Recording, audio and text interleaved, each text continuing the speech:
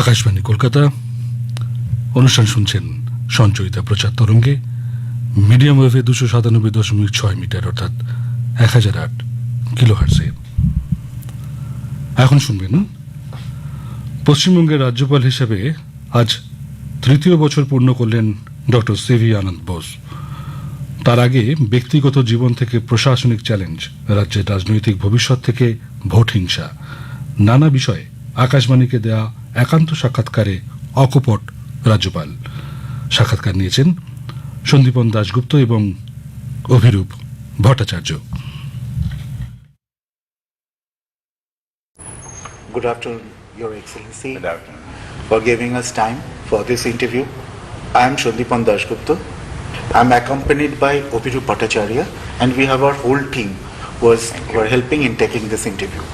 Sir, it's really a privilege for us to meet you and take interview. At the outset, I will want to ask you. You started your career from Mandanam of Kottayam. How was your journey from Kottayam to Kolkata? That was a very long journey. I first joined government service after my MA in English language and literature as an assistant professor. Then I joined the State Bank of India as a probationary officer. I was posted to Calcutta. In Shambhazar, sir. Shambhazar branch. Yes. And also in the local head office in Chavaringi. From there I wrote the IAS examination. Got into IAS in 1977. I worked as sub-collector, district collector. In Kerala it is my cadre is Kerala cadre. District collector, then secretary to the government, principal secretary, additional chief secretary, retired the rank of chief secretary from there. That is why after that I was focusing on some of the national issues on a very, very pro bono basis, studying certain events which are on developments which are of importance for the nation, particularly COVID, and used to give my suggestions and recommendations to the Government of India. One day I got a call to meet somebody very important in the country who told me, you take over as the Governor of West Bengal. That sums up my journey from Mandanam to Kolkata. From Kottayam to Kolkata. Yes, sir, it's a very interesting journey, sir. And I would like to ask you, how would you describe this as a stay for 3 years here? So how would you like to describe this journey? As Shakespeare says, misery makes strange bedfellows. In the service also it is like that. Politics also makes strange bedfellows.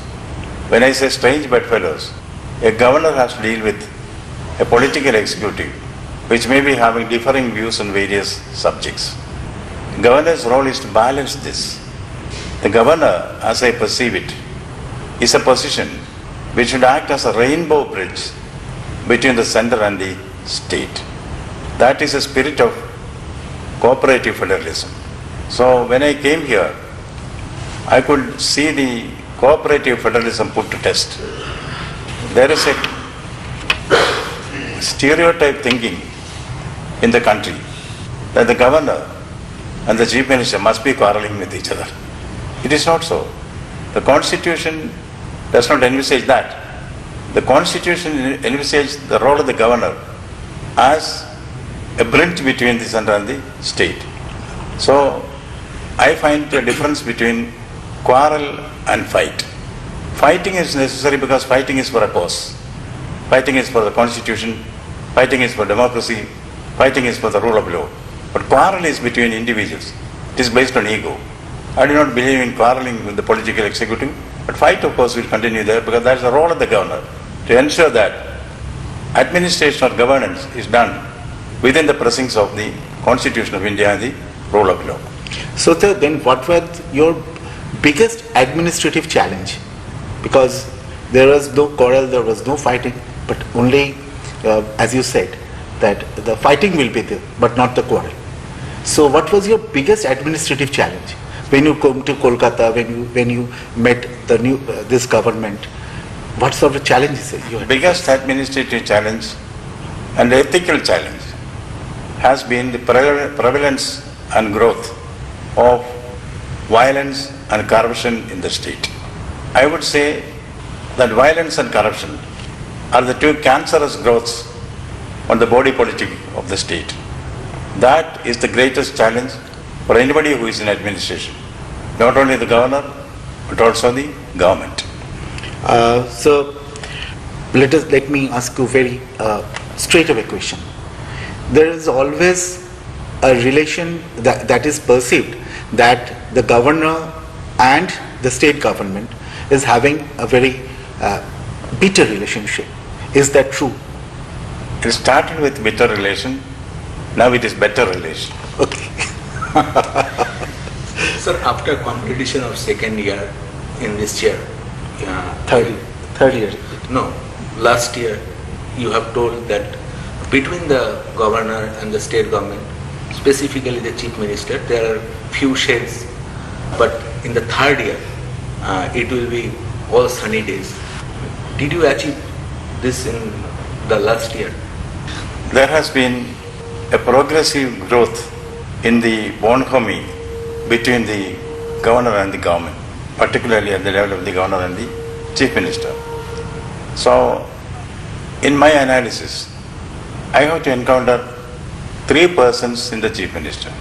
One is Mamata Banerjee, the individual. The other is Mamata Banerjee, the chief minister.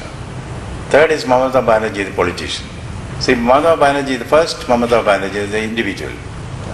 No, she is a poet, she is a writer, she is a painter, she is a good photographer, she is a dancer, she is a singer, endowed with many qualities, and she is affectionate. That part is different. We have a very good relation, personal relation. Mamata Banerjee, the chief minister, I would say we have a professional relation. See, the elected chief minister need not necessarily have the same perception as the nominated governor. Governor's duty is to see that governance is carried out within the purview of the Constitution of India and the rule of law. When I see transgressions on this from the part of the chief minister, I step in. There are many decisions which I have taken contrary to the suggestions given by the chief minister. That's a professional relation. Personal relation may be warm, but I don't allow that to make me compromise on my constitutional responsibilities. And we have also agreed that we should agree to disagree. That is the development which has taken in the second year. Now we are on that path. The third is the politician. Politics is not my cup of tea, so I don't want to comment on that. It doesn't disturb me at all. Okay, sir. Sir, have you ever felt that your constitutional authority has been questioned or misunderstood by the government?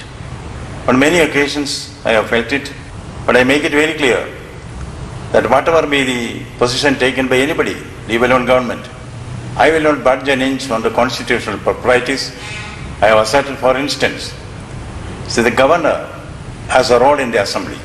A member of the assembly, MLA, can be sworn in or administered the oath only by authority of the governor, but the governor has to authorize the speaker or anybody for that matter. Because there are some transgressions on the constitutional authority of the governor, I insisted that the MLA takes his oath in the Rajbhavan, and he has done so. So I assert, I don't attack. Sir, on the third year, what is the course of action you are going to take to make the relationship better between the state government and the governor house? I have a clarity of vision in this respect. I make it very clear to the chief minister and the elected representatives, the ministers. There is a Lakshman Rekha for both of us. Don't try to cross the Lakshman Rekha. As we have seen in the Ramayana, once the Lakshman Rekha was crossed, war was the result. So better be within the Lakshman Rekha. And moreover, don't try to redraw the Lakshman Rekha for the other person. There should be an agreement to disagree. That is something which I always follow, and it is clicking well in Bengal as far as my experience goes. Sir, as you say the Lakshman Rekha you are mentioning, we think that Lakshman Rekha has been crossed different time previously, and nowadays, recent time, Kalyan Banerjee, he has making some remark that is very disgraceful for Raj Bhavan, and you have take path-breaking action on it. And what is the next course of action? What do you think? You see, when a member of parliament, who also says by the Constitution of India, makes a statement, he is not making a singular statement. he is representing lakhs and lakhs of voters. When a statement is made, particularly about the constitutional head of the state, every word should be said in a very responsible manner. Highly irrelevant, irresponsible, malicious, inflammable hate speech has been done by this particular member of parliament. Therefore, I decided to first re-establish the credibility of the Raj Bhavan before the public. That is why the unprecedented act of the governor himself ordering an inquiry against him. I wanted the dog squad, the bomb squad, the central police, the state police to come and inspect it in front of the media and also the public. It has been done. Every nook and corner of the Raj Bhavan was combed. Nothing came. So now the person who made the statement, the Honorable MP, I wanted to be fair enough to him. I said he has got a decent option of apologizing to the public, not to me, to the people of Bengal, or face the consequences. Even an apology does not absolve him from the responsibilities under the law of the land. See, under the Bharatiya Jnan Samhita, 5 sections have been violated by this particular MP, which according to the legal advice received from me from the experts, can earn an imprisonment up to 7 years. And these articles which are violated, the offence is non-bailable.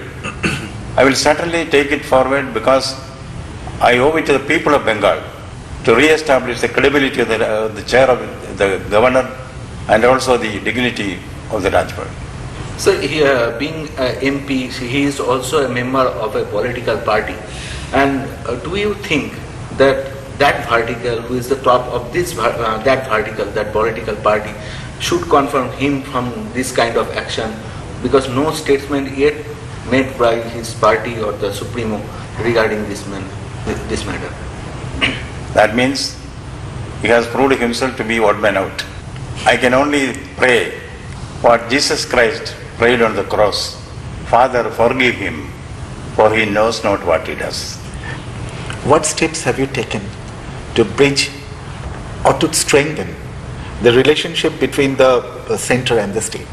Honorable Prime Minister of India, Sri Narendra Modi ji, is responsible for transformational India. I, having been an IAS officer, I have worked with many prime ministers and chief ministers. All of them, of course, do good to the nation in their own way.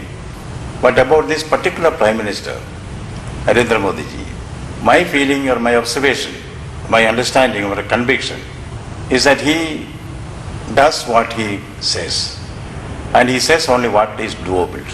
Therefore, I find a great change in the country because of his approach to things.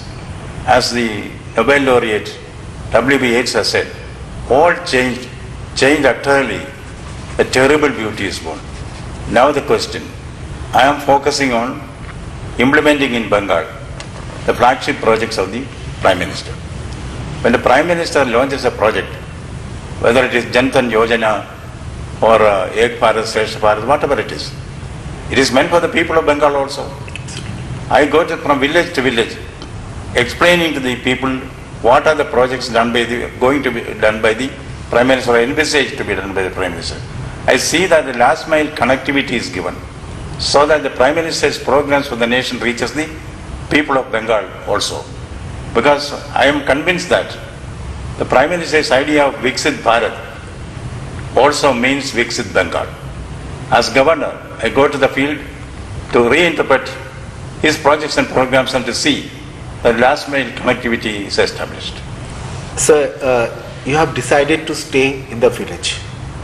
Why have you taken such decision? Because, the oath that is taken by the governor while he assumes office. First part is that I will defend or protect the Constitution of India. The second part is that I will work for the well-being of the people of Bengal. There are people of Bengal are very, very important to me, and constitutionally also. Who appoints the governor? The president. Who gave authority to the president to appoint the governor? The Constitution. Who wrote the Constitution? See, the preamble to the Constitution, it is said, we the people of India give to ourselves this constitution. Therefore, my first duty as governor is to the people. Second duty is to the people. Third duty is to the people. Therefore, I am in the field. And people call me these days media, the ground zero of governor. I delight in that. I want to be in ground zero. I want the Raj Bhavan to be accessible to the common man. Sir, while staying in village, would you be able to get in touch with the common people? That is the crux of the approach. See, I go there, listen to the people. Their grievances are heard, understood. Their feelings are imbibed. I take action. Whatever action can be taken at the level of the governor, I'll do it then and there. Whatever action should be taken by the competent authorities, I contact them, follow it up, review that, and to see that justice is given to the people, poor people. And by being with them, going for a padayatra in the village through the dusty roads, I come to know what the people feel. Otherwise, normally governments function based on reports. As an administrator for 45 years, I know that each report will be filtered. It reflects the prejudices of the person who writes the report. If you want to know the truth, the ground realities, one has to go to the people. That is why I go to the people. I understand them, appreciate their sentiments, take it up. I work as a kind of go-between as far as common man and the government is concerned. In the fourth year, are you going to spend nights in the villages? Is that true? Yes. We launched a program called Jal Tarang. This time we are going by boat, not by road, through the Hooghly. We will visit the villages on both sides, interact with the people, and night we will sleep in the last village where we reach. This is going to be repeated every month, every week. How long, sir? This plan?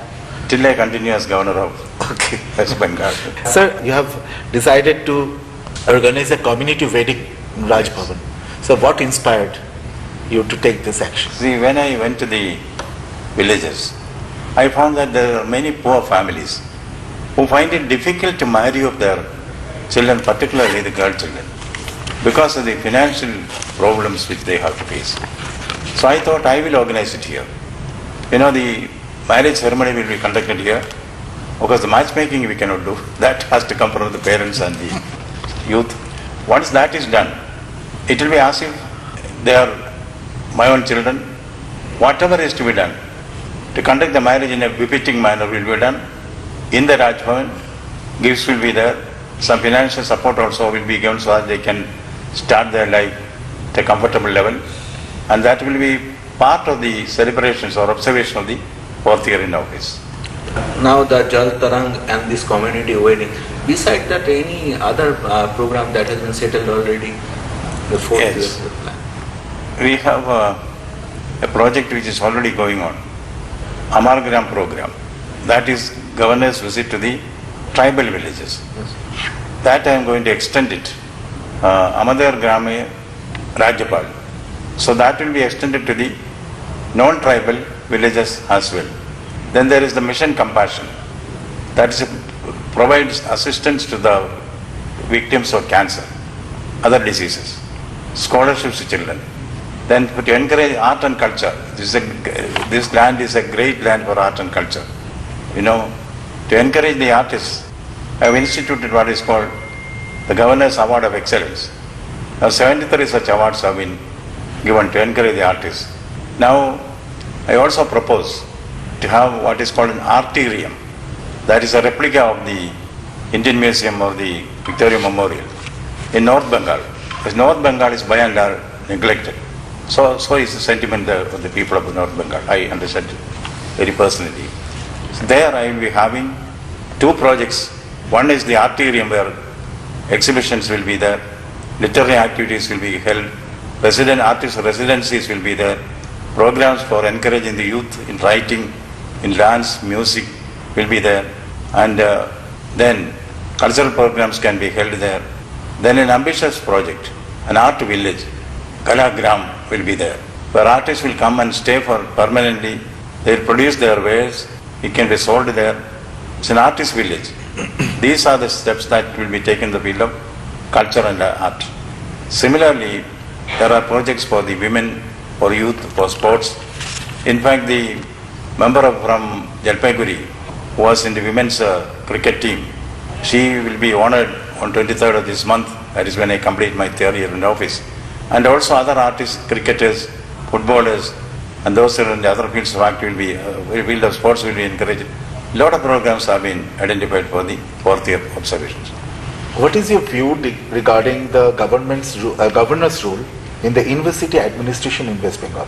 So right from the days of Dr. Sarvapalli Radhakrishnan, who was not only the president of India, he was a Spalding professor of Oxford. He said, government should keep off universities. UGC also is based on that concept. Successive Supreme Court judgments have established that. Government has got a duty to give money to the universities, but that does not give them a right to interfere in the academic administration of the universities. I have been trying to uphold this. Now I will continue to do that. Government should keep off the autonomy of the universities. Now we have permanent vice chancellors posted there. They should function within the act, within the UGC regulations, and uphold the autonomy of the universities. No intervention by any external agencies will be allowed. And secondly, universities have to be depoliticized. This is again what Dr. Radhakrishnan also underscored. Universities should be depoliticized, and the universities also should be free of violence and corruption. Now, the plus point about the universities here in Bengal, we have excellent teachers, bright students, we have a great tradition, but still the people of the children, the new generation, would prefer to study outside the state. That is because of the politicization, corruption, violence, and non-academic activities that are taking place there. I will take a firm stand against this and to work for the realization of the dream that Bengal becomes a hub of education in India, no, even a global hub of education. Exchange programs for the students and teachers between various countries are encouraged, and certainly Bengal should set a model as a state where education can prosper without hateful entrance. You are known as a writer and thinker. How have literature and philosophy influenced your governance outlook? Literature, if I may quote Wordsworth, is felt in my heart and felt along the blood. Literature has really given me all the stimulus that is required to carry on with my activities. The creativity which is planted or encouraged, nurtured by literature, has come in handy in my role as administrator also. A lot of innovative programs have been taken up by me when I was district collector and others. Even here, some of the innovative programs like Peace Room, Jan Raj Bhavan, Mobile Raj Bhavan, Amne Samne, Jan Manch, all these are creative activities which stem from the mind, which is little bit of literary in its character. In fact, Wordsworth said, poem is a spontaneous overflow of powerful feelings. I think it's because of the spontaneous overflow I am able to link or connect with the people.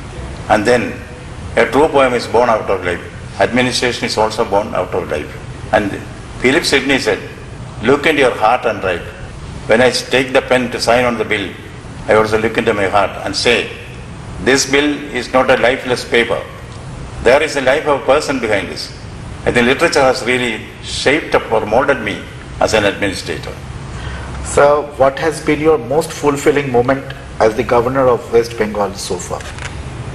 I remember an occasion during the Panchayat elections. I opened the Peace Room and we used to receive calls, the governor directly, 24/7. Any call will be answered. After midnight, I get a frantic call from a young man. He said he is from Darjeeling and his house is surrounded by goons with bombs. Please save me. Then nothing was heard. I immediately instructed the police to go there, save him, and report it to me. This is scene number one. Scene number two. A young man comes the next day to my office with his wife and child and tells me with tears in his eyes, sir, but for your intervention last midnight, my head would not have been on my shoulders. This is not the first instance which I remember. There are so many such cases where I could go and save life because of timely intervention.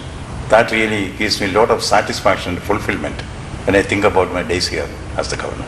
So, sir, you think that during election, all these sorts of things will happen in West Bengal? So violence has become a part and parcel of the election process in the state. I do not attribute it only to a particular government. See, there is a historical reason for that. In my study and analysis, the direct action campaign of 1946, where 6,000 people were butchered in the streets of Calcutta, those goons who led it, they could not join any political party. Then the successive political parties here nurtured them.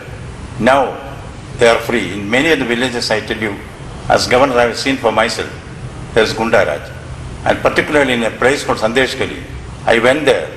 I saw that, the Gundas dictate terms to the people.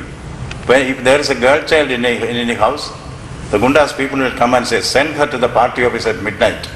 I intervened. The women tried raki around me, saying that you are our brother. I intervened and told them, realize your inner strength.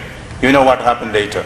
The women started defending themselves against the Gundas. The Gundas had taken over the village football ground. The women took it back.